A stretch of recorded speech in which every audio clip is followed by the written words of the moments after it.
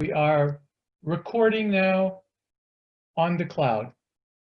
So we are going to be talking about today Crusader Castles, because this three-part summer series of Time Sifters has to do with the Crusaders in the Holy Land. So now we're going to be moving towards the screen. And can you see the screen? Can everybody see it? Good. This has nothing to do with Crusaders, but the first screen I'm bringing up because it's a very rare confluence of planets and stars and everything else. On this day in 1799, one of the most important archaeological finds regarding North Africa and the Middle East came to light when the French were occupying Egypt. At a harbor known as Er Rashid, which the French would call Rosette, the Rosetta Stone would be discovered.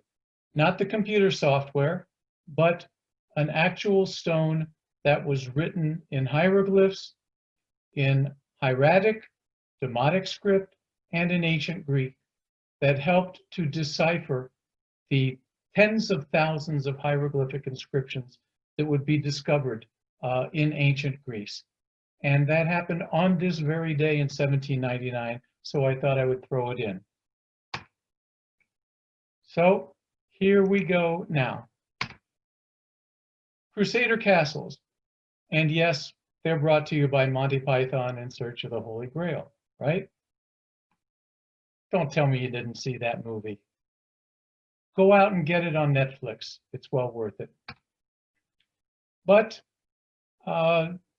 just as a refresher, in 1096, coming out of Western Europe, the First Crusade would begin.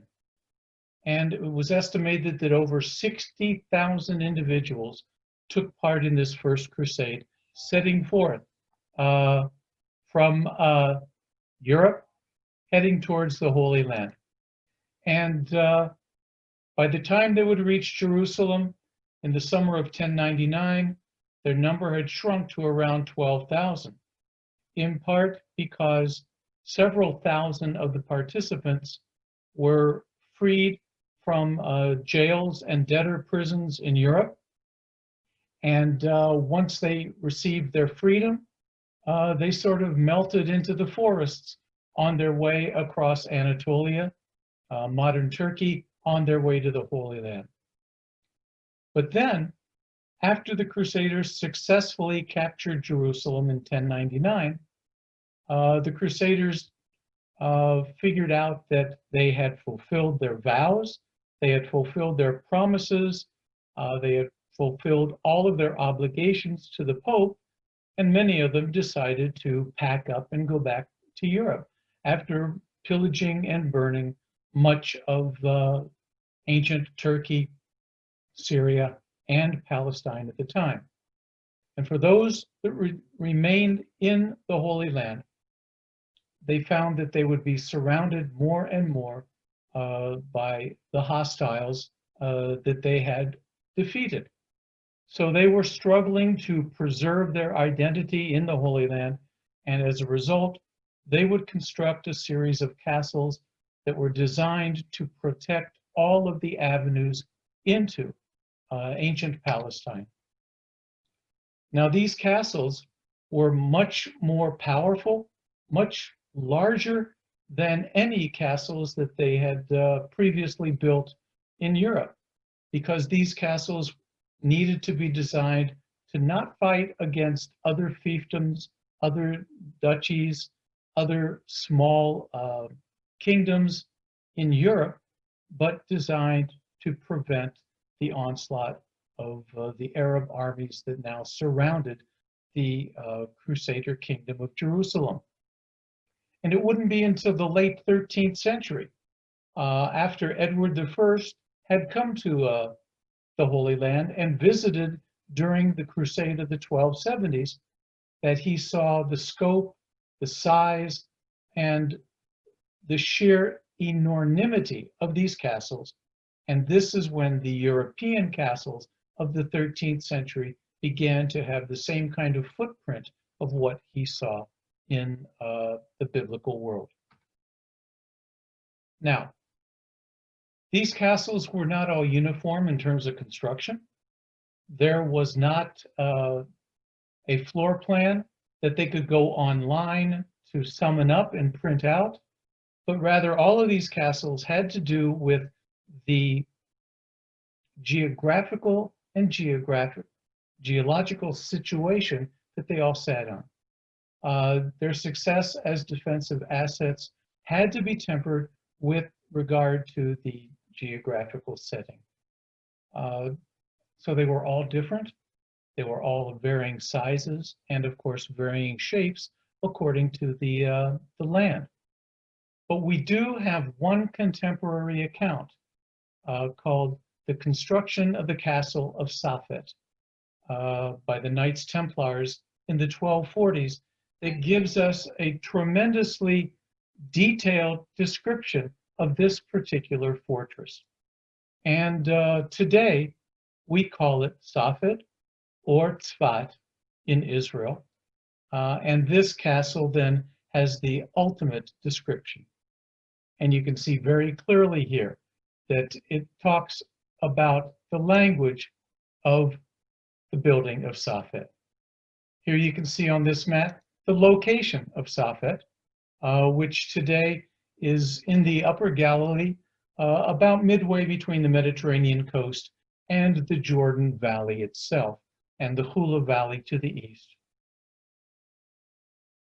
Now, Tzfat or Safed appears finally in Jewish sources in the late Middle Ages. In the 12th century, though, it was clearly a fortified city that the Crusaders would build as part of the Kingdom of Jerusalem. And it was a strategic location because it was designed to prevent easy access from the north and the east, especially coming across the Jordan River Valley. Here you can see the modern city of Tzfat in the upper left and in the upper right. And you can see the hill that Tzfat surrounds that has the fortress castle of the Crusaders, as you can see in the lower left image. The Count d'Anjou, King Fulk, is said to have been the first to construct the strong castle on the steep hill. And eventually, it was turned over to the Knights Templar around 1168. But they would only hold it and control it until 1187. And in 1187, you find a pivotal year with regards to the Crusader kingdom and all of the Arab armies that surrounded it. Salah ad-Din would besiege the Horns of Hittim in 1187 and the area of the Eastern Galilee. He would then capture the Horns of Hittim and also then capture the city of Tzfat after the one-year siege, and then expel the Crusaders from this part of the Galilee. And this was no small feat, because if you look at the photograph on the right, you can see very clearly the imposing hill that Safed, the fortified Crusader castle, had overlooking the rest of the Upper Galilee. But in 1227, just about 4 decades after Salah ad-Din's victory, the Ayyubid emir of Damascus, Al-Muazzim Isa, had the castle demolished because he was afraid that the Crusaders would come and reoccupy it, defeating his forces, and then using it once again as a Crusader outpost to secure the Upper Galilee. So he would demolish the outer dry moat, and he would demolish the outer perimeter defenses as well.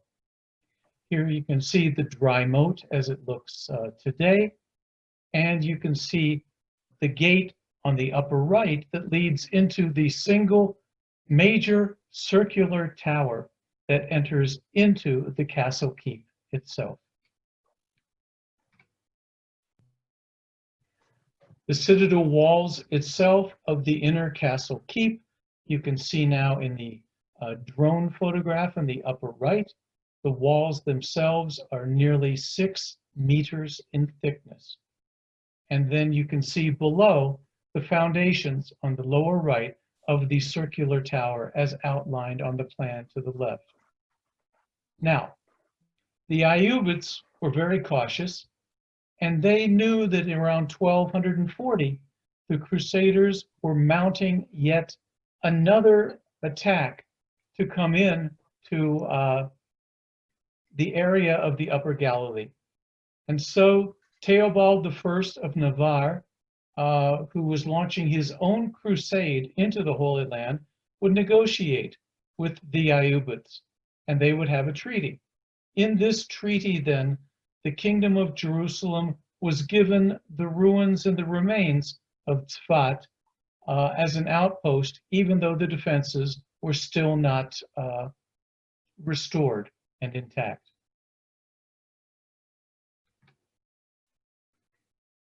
In 1260, the Mamluk Sultan Baybars would declare that the treaty was invalid, in part because the Mongol Empire was beginning to enter into the arena. And now we have a three-way warfare raging.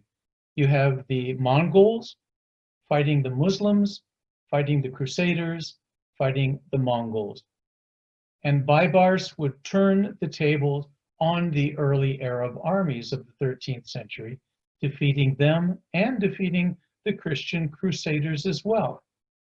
Baybars would capture Safed in July of 1260, but he would spare it from further destruction, and he would expel the Crusaders and give them a letter of safe transit back to the coast of Israel in an area known today as Ptolemais or Akko, the last Crusader outpost.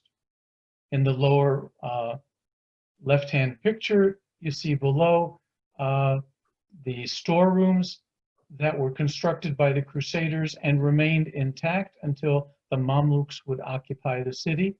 And above right, you can see the Crusader Tower on the left-hand side where my arrow is spinning around there. And it is underneath the Mamluk Tower, this semicircular tower that was then built by Baybars over the ruins of the Crusader fortress castle.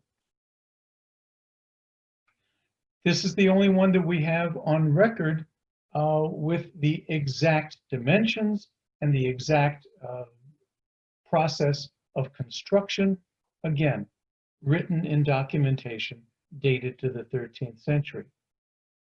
But the most important northern castle of the Crusaders that would aim against modern-day Iraq, Syria, and Turkey was known as Croix de Chevalier, and it would be inscribed as a World Heritage Site in 2006 in Syria. This is probably the most important and best preserved medieval military castle in all of the world. Here you can see it on the left, and you can see the view into the northern valleys of southwestern Syria on the right and the lower pictures. I have to put a disclaimer on all of these images.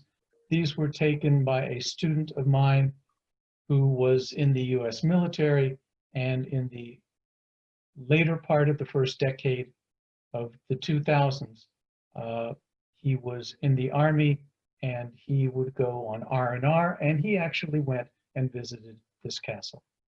It is known as Croix de Chevalier. In French, it means the fortress of the knights, but Croix, coming from the Syriac word kerak, means fortress. But in Arabic, it's called Khalid al-Khitzen, which means the fortified place of the fortress. And I think that you can see from these images what an incredible structure and undertaking this was by the Crusaders. It's about 40 kilometers west of the modern city of Homs, and it initially started out its life as an 11th century garrison of Kurdish troops. Eventually, the Crusaders would move in and occupy, expand, and enlarge the fortress of the Kurds. The hill itself is over 650 meters above what is known geographically today as the Holmes Gap, that wadi or dried riverbed that you see on the left-hand side of the top picture. On the other side of the gap, about 16 miles, 27 kilometers away, was the Jebelaka Castle, which was yet a smaller Crusader fortress as well. They would construct a series of fortresses that were a defensive network. You could call them the Crusader Maginot Line. Unfortunately, it was as successful as the French Maginot Line of the beginning of the World War. But there's no water. And if you're 650 meters above your sources of water in the Holmes Gap, in that dried wadi or riverbed on the left, you have to have water of some sort. So the Crusaders would construct nearly a 17-kilometer, 10-mile-long aqueduct to supply the site of Croix de Chevalier with enough water. At its peak, there were over 2,000 Crusaders within this fortress itself. Notice on the scale of the plan, the upper left there, it says 25 meters in size. So we're talking about nearly 250 meters in length from left to right or from northwest to southeast. In 1142, the area of Croix de Chevalier was given over to Raymond II, the Count of Tripoli, and he belonged to the Hospitaller Order of the Knights. It would remain in their possession until it would fall in the year 1271 at the hands of the Egyptian Mamluks, again under the rule of Sultan Baybars. And there you can see Crusader Castle as it looks today in this aerial photograph.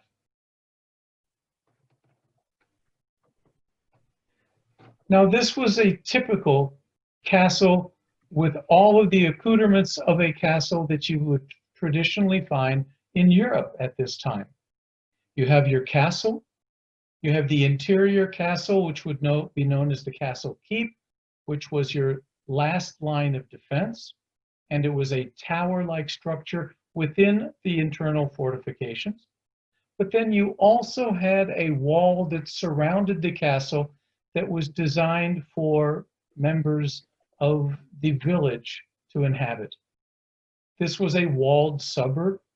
I guess you could call it a gated community, and it would be known as a burgos. Unfortunately, no trace of the burgos buildings interiorly yet remain because they would, excuse me, be destroyed and abandoned following the Crusaders. You can see then the burgos outer perimeter wall in the upper right-hand picture to the right-hand side. And then from the castle itself, you can see the line of the burgos or the walled suburb running to the left, slightly downhill. But you notice that in spite of archaeological research and excavations, at the end of the 20th century, there are very little remains of the buildings that were for the local population. A series of walls studded the perimeter of this burgos exterior wall, a series of semicircular towers, and then a series of internal towers within the fortification as well. You can then see on the elevation plan the height of the castle and the way that the burgos was about midway down the slope on the way to the Holmes Gap to the left. There you can see a beautiful view then of the area of the burgos where the villagers would have lived. The main entrance was on the northwest wall, and you can see that it was situated between a couple of major square towers. In the center, there was a courtyard then that was surrounded by vaulted chambers. The irregular shape again is dictated by the geography of the perimeter and the hill that it sat on. As you get within the castle itself, you've got a small courtyard that then led to the chapel. And on the exterior of the chapel, there was a beautiful inscription in Latin that summed up the knights' pious attitude and what they truly saw their crusade as referencing. Oh, do you need me to translate? Okay. Is that better? You may have bounty, you may have vision, you may be granted beauty. Pride alone defiles all of these things, if it accompanies them.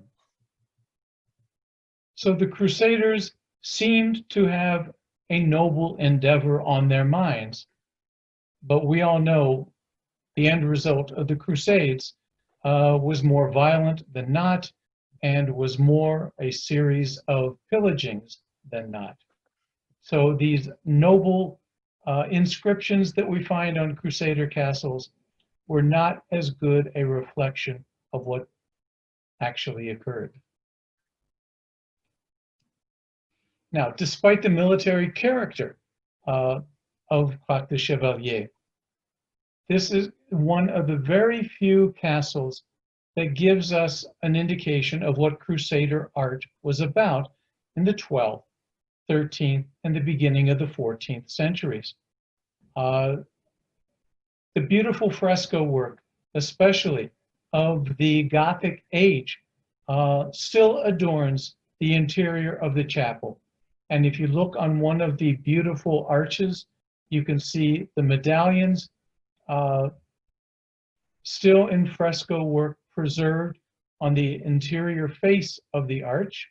And then on the lower left, you can see images of the patron saints that the Hospitaller Knights paid homage to. These frescoes were discovered, though, not by pilgrims, not by explorers, not by adventurers, but by archaeologists and restorers after the site was cleared and then in the process of being preserved and restored. Because apparently after this castle was occupied by Arab forces, because of the prohibition within Islam of portraying human images, not unlike that of Judaism, they whitewashed over the images that would be offensive to Muslims who then occupied this castle. The whitewash that then covered and coated over the images that were offensive eventually decayed, eventually sloughed off, and the hints of the earlier Crusader frescoes began to come to light. Once the restorers discovered this, they began the process of stripping away, gently removing the plain whitewashed plaster that overlaid them, bringing the Crusader imagery back to life, as you can see here.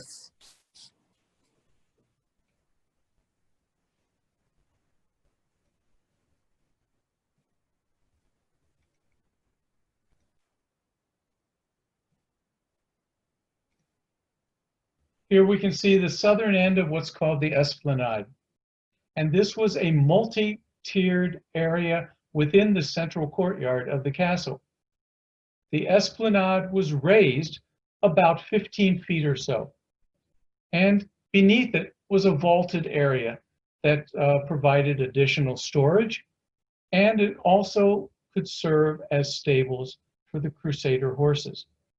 But more importantly, if this castle was under siege by Arab forces and ballistas were launched as part of the siege into the interior of the castle. The Crusaders could then go into this area of the Esplanade and be sheltered from the raining down of the very large hurling stones, which could be several hundred pounds in weight.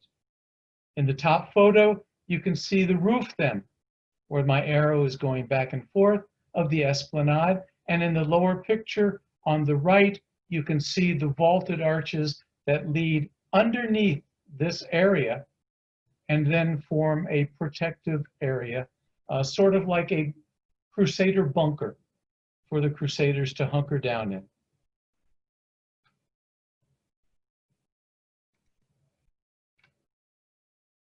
Along the western side of the courtyard would be a building that the archaeologists would refer to as the Hall of the Knights. It's one of the earliest structures to be built in Crac de Chevalier, dated to the 12th century. However, it wouldn't be completed and decorated until the 13th century, notably on the interior.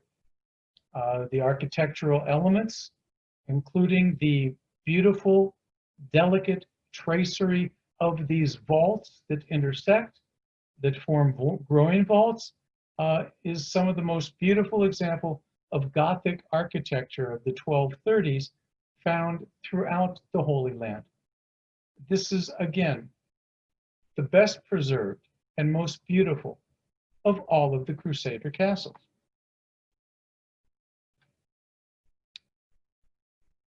But we got a tragedy.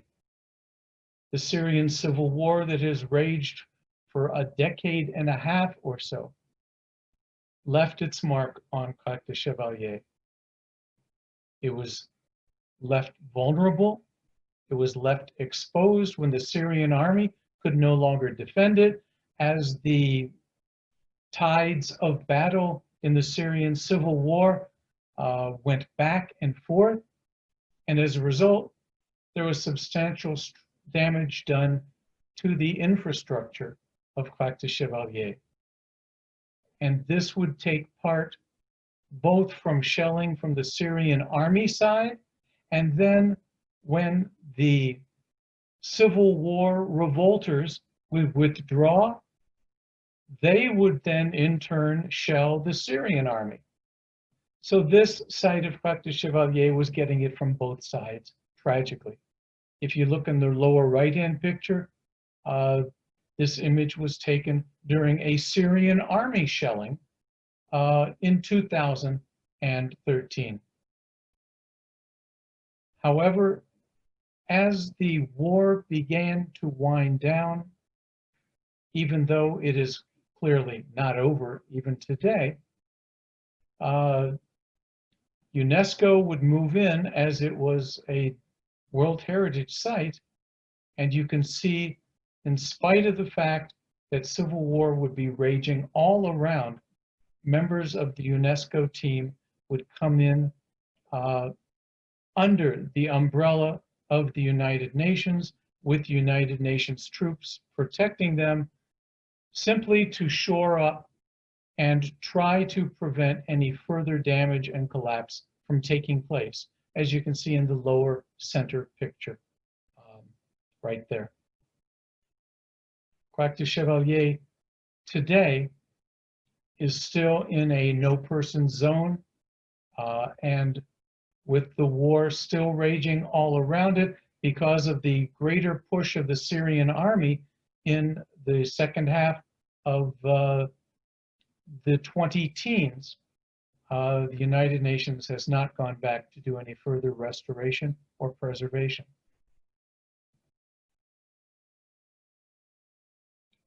From there, we move to perhaps my favorite of the Crusader castles, overlooking the Jordan River Valley in Israel proper today, and it's called Belvoir.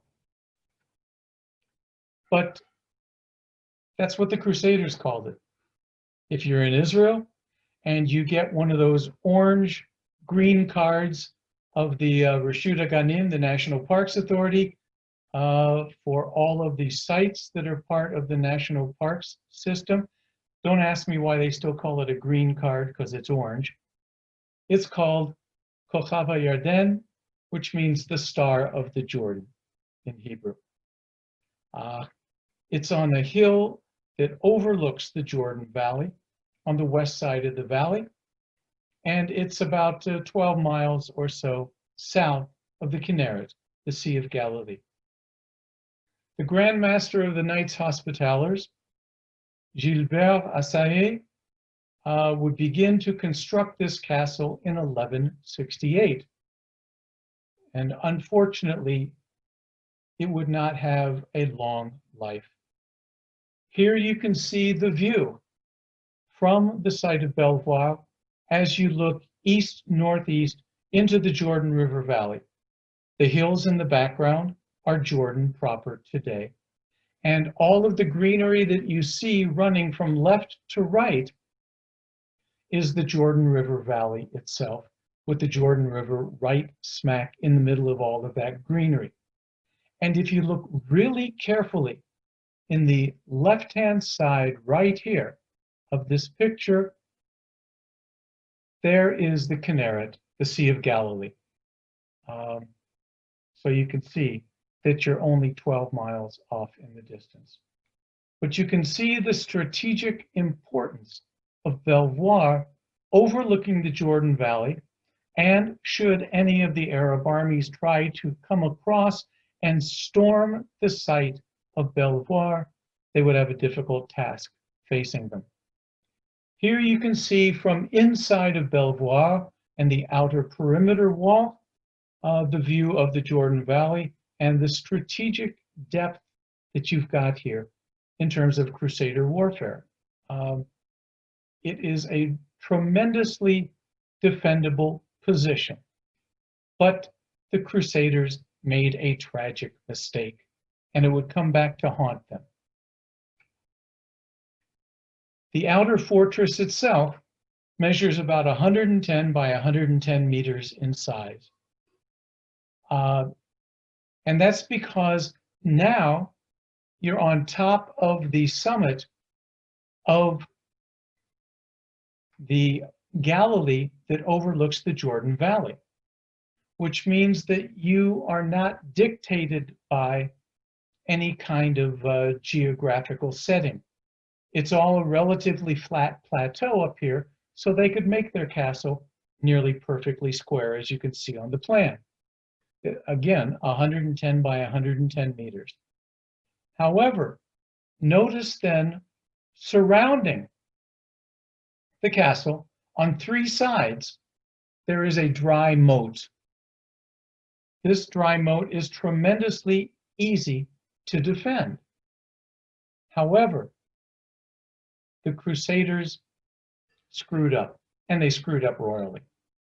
Because if we go back one, as you look down into the Jordan River Valley, and you see in these two left pictures the steep descent, the Crusaders came to the conclusion that, let's go back, that you don't need to build a moat because the slope was so steep. This would be their downfall. But notice now also in the dry moat, a couple of small access entrances. You can see in the picture in the center there, gave access to the floor of the moat so that you could repair it, so that you could clean it out. And for those of you in Florida, if your pet alligator gets in it, you can clear out your pet alligator. But this was a very easily defendable fortress on three sides. There was only one drawbridge that allowed access into the fortress. This castle then, on the western side, had a drawbridge approach, which today is the only access by the National Parks Authority by putting in this steel bridge over the moat that you can see in the left-hand picture. The moat was then designed to prevent the use of siege machines like battering rams and even assault towers, because you can't get anywhere near the fortress itself because of the moat. And on the eastern side, it would be one hell of an effort to try to bring up any kinds of battering rams or other siege machines from the valley floor, the Jordan Valley floor, without the Crusaders defending it.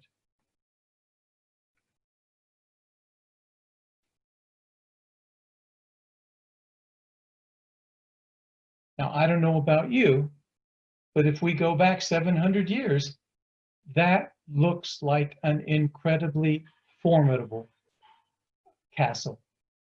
And I would think twice about trying to assault it. There you can see the Crusader drawbridge as reconstructed and envisioned in this image today on the left-hand side.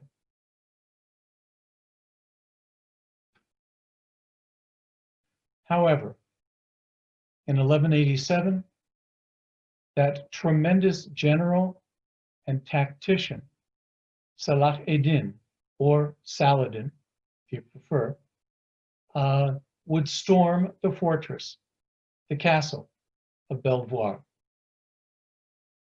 King Baldwin IV of Jerusalem and his knights were inside the fortress, and he thought that they were invincible. Salah ed-Din was riding high. Earlier in the year, he would fight the battles of the Horns of Hittim, and Salah ed-Din would be triumphant, as I mentioned before. But now, just a few kilometers away, Salah ed-Din would begin to lay siege to Belvoir Castle. The siege would last a year and a half. The fortress would be surrounded, and although they thought that they had ample water, the Crusaders and their water supply and their foodstuffs were not set up for a year and a half siege. Salah ed-Din blocked all access to the fortress. He would block all escape. And then on the 5th of January in 1189, he and his troops would storm the castle because they thought that they could then assault Belvoir coming from the east and coming up the steep slope of the Jordan Valley. And here's a footnote to modern history. The Syrians, the modern day Syrians, should have learned the fate of Belvoir, the Crusader fortress, because the Syrians on top of the Golan Heights, which is the mirror image in terms of elevation from Belvoir on the west of the Jordan Valley and Syria to the east, they didn't believe that the Israelis in 1967 could storm the Golan Heights with tanks, and they thought that the Israelis would have to come from the southern area south of the Golan Heights or much farther to the north. And as we know, in June of 1967, the IDF actually attacked a number of Syrian fortified positions like Tel Fakhar, and they would defeat the Syrians, and the Syrians would have to abandon their positions on the Golan. If they would have looked at 800-year-old history, they would have appreciated the fact that a determined foe can rise on either side of the Jordan Valley and conquer it. There you can see the view looking up at the top of the Golan Heights, looking to the east, just like the arrow shows you on the plan. And this is the same view that Salah ed-Din would have seen on the other side, and he too would be victorious. But because it's on a regular flat plateau, they were able to build a beautifully concentric and regular square castle complex. It's all in concentric defensive positions. You've got the outer perimeter wall, which then fronts the moat.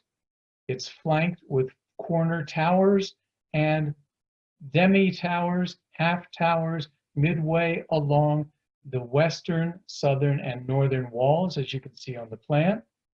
But because there was no defensive moat on the east side, much to their chagrin, you can see an enormous tower constructed for greater defensive purposes on the right-hand side.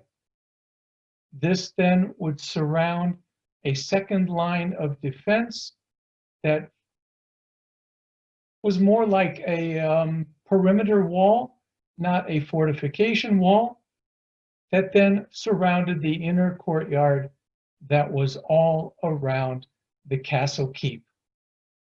This small rectangular, almost square enclosure was just about 50 by 50 meters in size, with 4 distinct towers on the corners.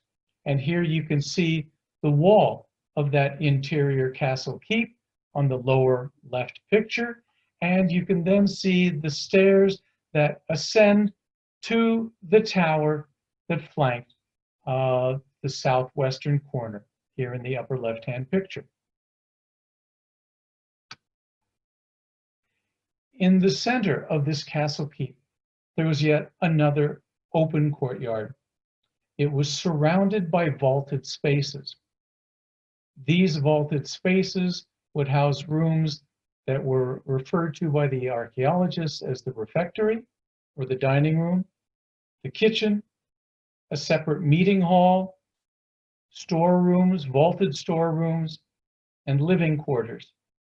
But then in addition, there would be a small chapel found as well.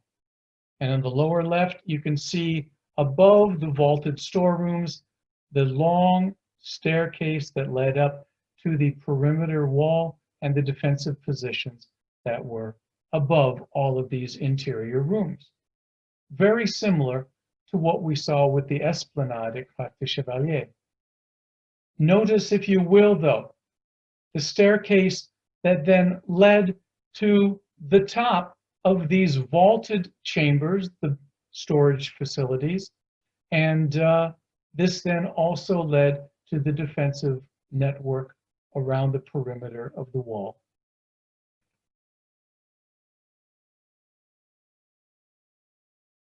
Just about 2-3 decades after Salah ad-Din captured Belvoir and expelled the Crusaders, and I should say that again, he respected the Crusaders so greatly that he gave a letter of safe transit to all of the surviving Crusaders from Belvoir Castle, and they then were allowed to also go back to the seaport of Akko, the last holdout of the Crusader kingdom in the Holy Land.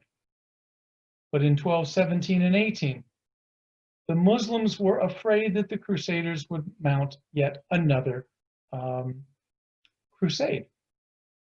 And so they were afraid that Belvoir would be reconquered by the Crusaders. So the exterior perimeter fortifications then were dismantled.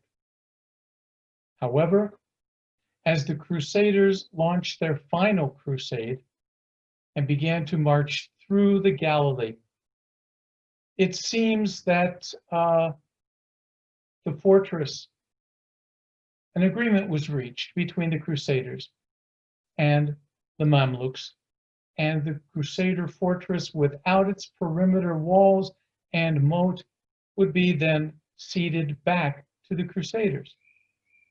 Then when the Crusaders finally left towards the latter part, the end of the 13th century, around 1291 or so, it reverted back to Muslim control.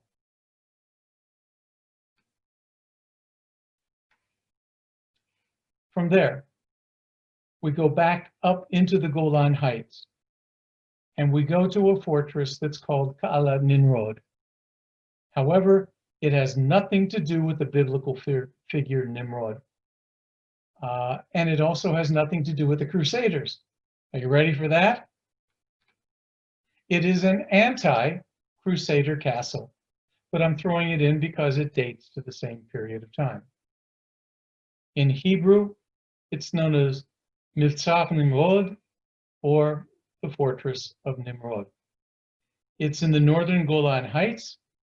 It's about 2,600 feet above sea level, but it was constructed by the Muslims to defend against the Crusaders, not built by the Crusaders.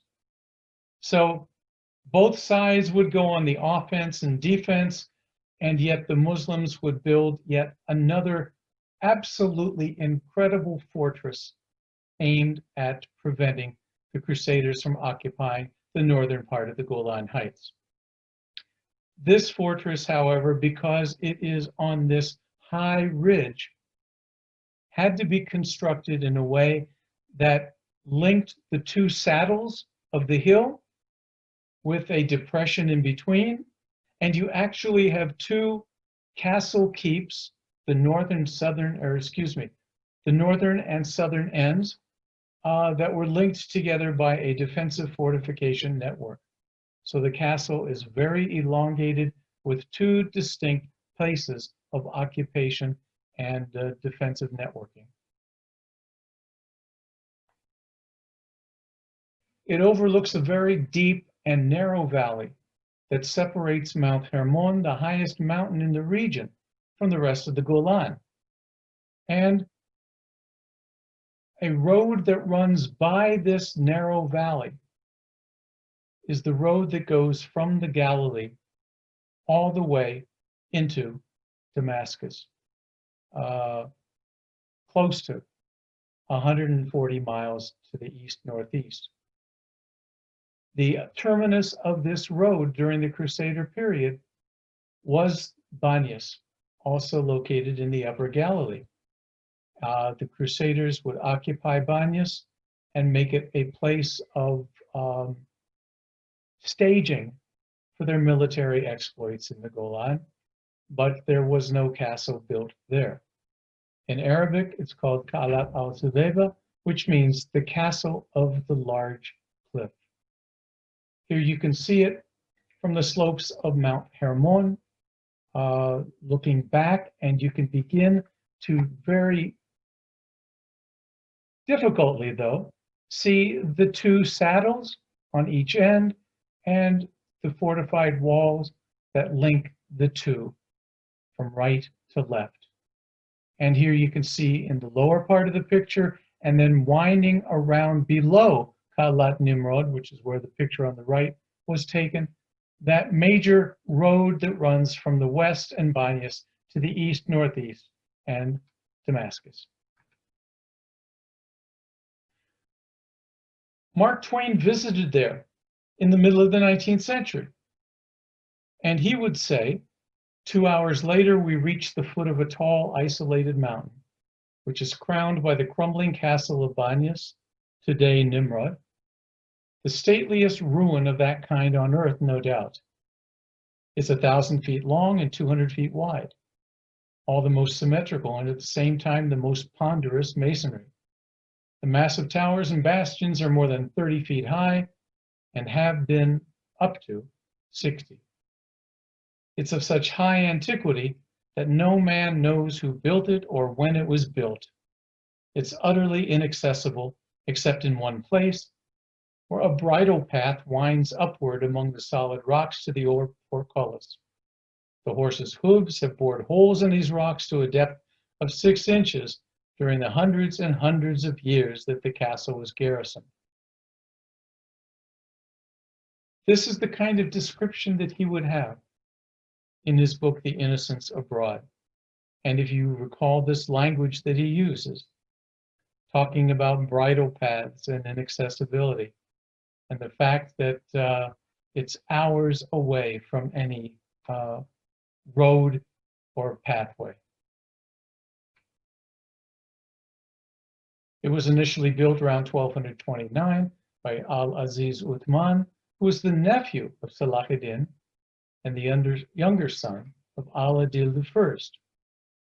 And it was built to preempt the movement of the Sixth Crusade on Damascus at the time. But the fortress would lose its value at the end of the 13th century, when Akko, finally by 1291, would be negotiated and occupied by the Muslims, and the Crusaders would be forced to set sail and return to the Mediterranean and eventually back to Europe. But because now all of the land was under Muslim control, there was no need for an internal fortress in the heartland, and as a result, the fortress would lose its strategic value, would be abandoned, and then fall into disrepair.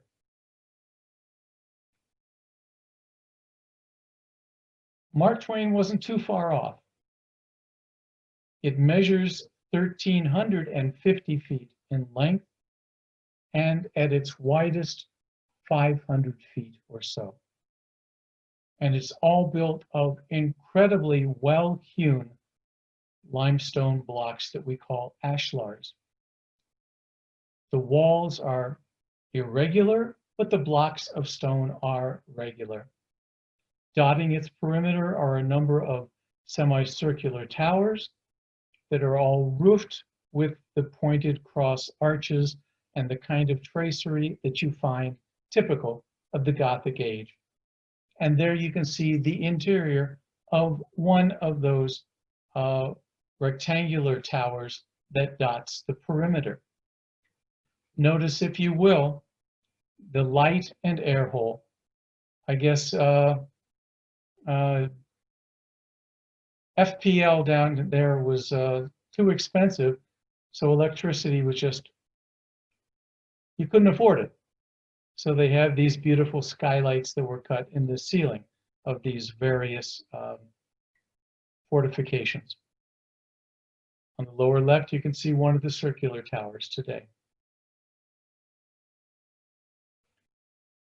As you look towards the eastern fortress, you can see an enormous castle keep that measures 200 by 150 feet.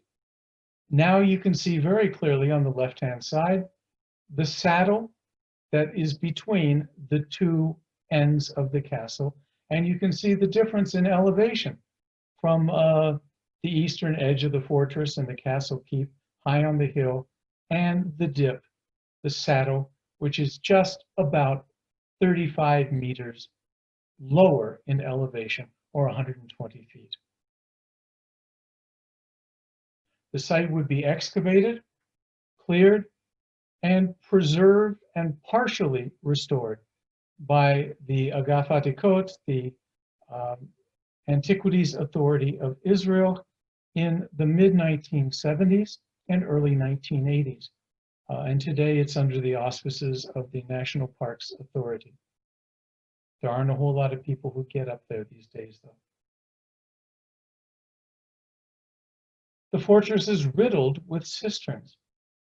And today, because much of the ceiling collapse is evident, as you see on the left-hand picture, when you have the very substantial and frequent winter rains in the Golan, you can see that the cisterns still are capable of holding water, except I don't know anybody in their right mind that would drink it. Tens of thousands of gallons of water could be gathered and stored throughout the year.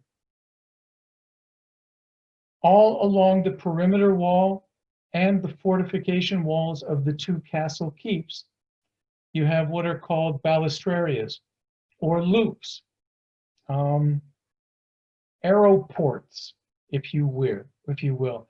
And these are typical of this era of the 12th, 13th, and 14th centuries.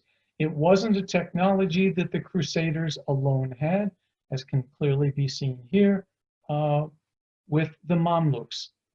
It's very broad on the inside, which means that you as a defender could then swing your artillery piece, your arrow, from left to right over 1.5 meters wide, which means then that you had a very wide field of fire if anybody was attacking your position. However, you can see that the gun slit, the arrow slit, is only about 6 inches wide, just wide enough for you to insert your arrow and then let it fly at the enemy. So the enemy archers would have to be incredibly good shots in order to hit the interior of the fortress. It's a brilliant defensive technique that we've seen in Crusader cities, like when we saw in Akko last month, other Crusader fortresses, and now on this other side of the coin in terms of the Muslim fortifications of Khalid Nimrod.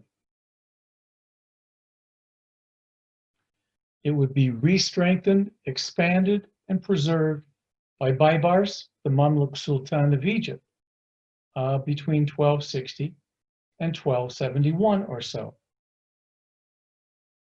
But then Baybars himself would withdraw from the playground of the Holy Land. He would turn it over to his general and entrusted commander, Bilik. The fortress would be slightly expanded on the north and southwest sides. But again, after 1291 and Akko would fall to the Mamluks, this fortification would lose importance in terms of military value. However, it would be reused as a prison by the Arab armies. This would be the end of the Crusader presence in the Holy Land then, 1291, and the end of the final Crusade. There would be a monumental gate that would be constructed by Baybars, and it has a beautiful inscription on 4 blocks of stone, which are still preserved beautifully today. The gate itself is 29 by 23 meters in size, and it rises nearly 95 feet above your head. And this inscription was placed on the facade of the 2nd story of the gate in the vicinity of Bilik's palace, the commander of the garrison. I won't read all of it, but it says, "In the name of Allah, the merciful, the compassionate, ordered the restoration of this defended fortress, the sinning, erring servant needing for Allah's mercy. Al-Malik al-Aziz Uthman, our Lord, the Sultan al-Malik al-Adil, the scholar, the doer of good deeds. Abu Bakr bin Ibn Ayyub, may Allah cover him with his mercy. The beginning of the work on this guardian fortress was in the year 1229 or 1230, and its construction was supervised by the servant needy for Allah's mercy, Abu Bakr bin Nasrallah ibn Surati al-Hamakhani al-Azizi." In other words, it could be tomorrow by the time you finish reading the inscription and were allowed entrance into the castle. Yet another honorific inscription, shorter, was also discovered that mentions the Mamluk Sultan. And it was above the western gate that dates to 1230. And it says, "In the name of Allah, the merciful, the compassionate, Allah ordered the construction of this blessed fortification. Our Lord, the Sultan al-Malik al-Aziz ibn Ahmad al-Din, the sword of Islam, brother of the princes, the son of the sultans." And this would be done also, finished by 1230. In 1998, as part of the restoration and preservation, this beautiful stone was discovered that shows the image of a panther, which was the image of the house of the Sultan Baybars. It's a beautiful raised relief. This is the way Khalid Nimrod looks today. And then probably the way in the saddle as it looked about 800 years ago. Now, these castles would compensate for the severe shortage of fighting men. The Franks were only able to have a fragile foothold in the Holy Land because of these defensive positions. And it would allow small garrisons to mainly fend off the numerous armies and the tens of thousands of soldiers that the Arab armies were able to bring to the battlefield. The castles also enabled the Franks, which is what the Muslims would call the Crusaders, would allow the Franks to expand their territory by building these castles throughout the realm of their empire. The safety and the security of these castles also maintained the necessary conditions to ensure what the Crusaders wanted all along: trade, agriculture, and a Christian presence to flourish in the Holy Land. But after 1187, all of this would begin to come to a screeching halt with the destruction of the Frankish army at the Horns of Hittim, and that the isolated garrisons then could only watch as castle after castle after castle would fall. These then are the Crusader castles of the Holy Land, just a few of them. And you can see some of the smaller castles all located on this map as well, but I picked some of my favorite ones. So now, if any of you have a question or two, I'm happy to answer them. And if you unclick yourself, you can unmute yourself and ask the question, and I'll answer it. Steve. Yes, hi. This is Wald. Great presentation. Thank you. But 1001%, I never knew about the Crusader Castles. Well, thank you. It's my pleasure. And to mix Monty Python movies, always look on the bright side of life. Okay. I understand. That's from the life of Brian. Okay. Okay, question. Yes. Now, when the Crusaders went to the Holy Land, what was their attitude to those who were not baptized, who were not Christian? Were they still considered humans per se? The answer to that is yes, no, and sort of. How's that for definite? When the Crusaders, once they got to the Holy Land, if they encountered any Palestinian Jews, because the area was known as Palestine, because they were considered to be people of the book, they were given the choice of convert or die. But when they encountered Muslims, they were not considered to be as elevated people of the book, and therefore there would pretty much be no quarter shown, as opposed to offering convert or die to the Palestinian Jews. Do you follow what I mean? Yes. So there were two different levels of people they encountered, but throw all of that out the window if you're talking about the advance of the Crusaders to the Holy Land, coming and marching through Europe, because rape, pillage, and burn was the rule rather than the exception, And anyone who stood in their way, including European Jews, gypsies, physically and mentally deficient, and yes, even those of the Eastern Orthodox brand of Christendom were considered fair game.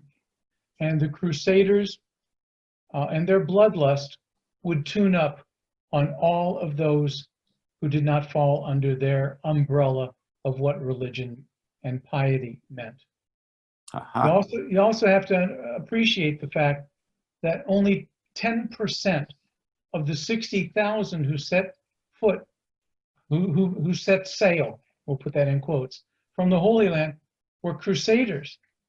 The rest were released from prisons or debtor prisons, or they were the poor because the Europeans saw them, especially the knights and other nobility, saw it as a way of cleansing Europe of all the rabble. We'll let you out of jail free, provided you take up arms against the people that we're heading towards. So they hadn't discovered Australia yet? No, in Botany Bay. Okay, second question. Okay. Final question. I know the Crusaders built the castle, but who did the labor? Question. Much of the labor was done by, it's a Crusader term, schleppers. No, remember, we're talking about close to 40,000 peasants, baggage handlers, you know, the guys who break your luggage, right? Armorers, merchants, what do you call them? Blacksmiths. And once they got and they occupied portions of the land, these guys were not fighters, so it would be up to them. They were serfs and they were laborers. So these are the guys who did it primarily. Okay. I have a question. Okay, we've got another one. Piggybacking on what Rob just said, because that was one of my questions. Or are there any records that said how long it took to build each of these castles? And I'm just astounded by the size of the boulders and how they were able to move that. I don't know, do they use block and tackle? You know, how did they get that moved? And are there any records that attest to that, the methodology? Again, as I mentioned at the beginning, the only account that we have for us today is that one description of Safed, and its construction. The rest of them, there are no documents extant, but we're talking about 9, 10, 11 months up to a year or so in terms of the construction. In terms of the technology, the notion of a lift system had been created during the Gothic age, and pulleys had been created, and the way, especially we've got in terms of records of Europe and the building of Gothic cathedrals, you have got an enormous, for lack of a better term, you know, those hamster cage wheels that go around, except those were human-sized. You had serfs or laborers walking around inside these big wheels, and those would then serve with a block and tackle on the top to bring up blocks of stone as the levels of the building rose higher and higher. But there was a limit, and that limit oftentimes was only about 60 feet maximum, because we do have records of many of the cathedrals in Europe being built, and the most important thing was outdoing your neighboring cathedral. It meant that you were more pious than the next town over, so you wanted to have your spires rising higher and higher to the sky.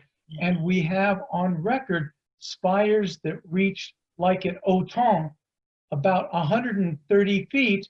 And then all of a sudden, in the middle of the night, you hear this tremendous explosion, crash. It's because they exceeded the height in terms of construction. Okay. Because then it would be in the next century that you have the notion of the flying buttress to support these walls that could then reach to a higher level. Do you follow me? Mhm. So the blocks of stone, the cutting, quarrying of blocks of stone is not the problem. It's raising them up. And there was a height limitation. I guess they got overturned by the Manatee County Steve, Board, Construction Board, because they don't care how, you bribe them enough under the table and they'll build any building too high. Steve, regarding Yeah. Nimrod, you said that that was built in the Gothic style. Is that typical? No, the interior, okay. Thanks, Sherry. The element of the Gothic style is the fine tracery of the vaulting inside the towers. There's no Gothic art, there's no architectural sculpture, but we're talking about the nature of the groin vault to help to support and strengthen the dome ceiling of those towers. That's the Gothic architectural element that I was referring to. Okay, thank you. Sure. Others? Well, in that case, Wait, as we say in Egypt and in Israel, thank you too much.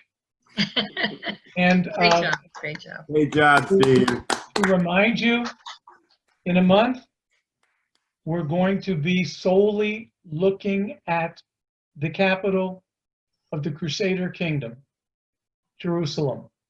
Mm. And we'll see what the Crusaders did to find what is referred to as the Via Dolorosa, the Way of Sorrows, the final stages of the cross, and the final movement of Jesus, which is revered today, but it only dates back to the Crusader era. And we'll look at Crusader Jerusalem as well. So, thanks again for joining us. Mickey, you're in detention because you came 3 minutes late. I saw that. Smitty will deal with that. Thank you, everybody, for coming. We'll see you in a month. We have have a more to date? come. We have Thanks, a date. Steve. Thanks, Steve. Bye, Thank you. guys. Thank you. Stop video, leave. Very good.